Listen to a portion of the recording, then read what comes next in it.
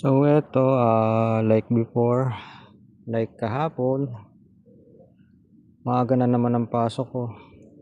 At dahil puno nga po ang jeep, sa likod na lang nga po ako ng jeep sumakay. Nakaupo po ako niyan.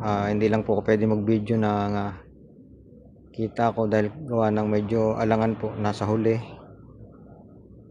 Baka malaglag. So ito po, kaya nakukuhanan ko yung daanan. Ang karsada nakukuhanan ko.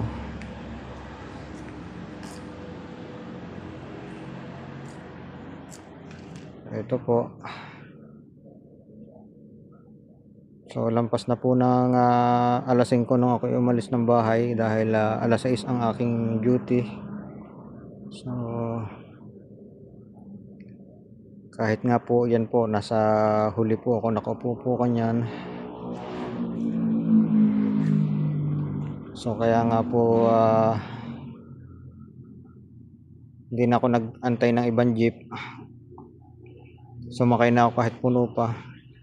So bali may nakabitin pong isa at nakaupo po ako sa huli. Hindi na nakapaglagay ng sapin.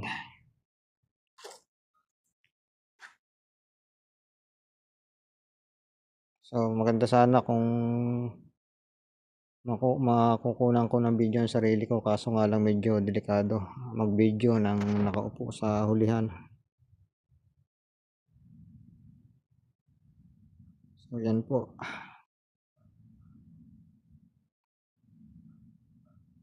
Okay naman po ang traffic at hindi po traffic, dire-diretso lang po ang flow ng sasakyan kanina.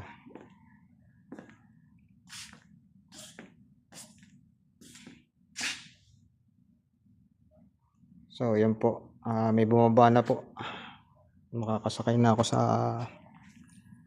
sa loob, makakaupo na.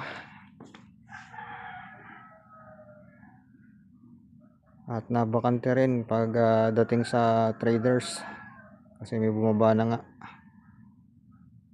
At pumasok na po ako sa loob at sa wakas ay lumuwag na ang jeep at nakaupo na rin sa wakas. So thanks for watching.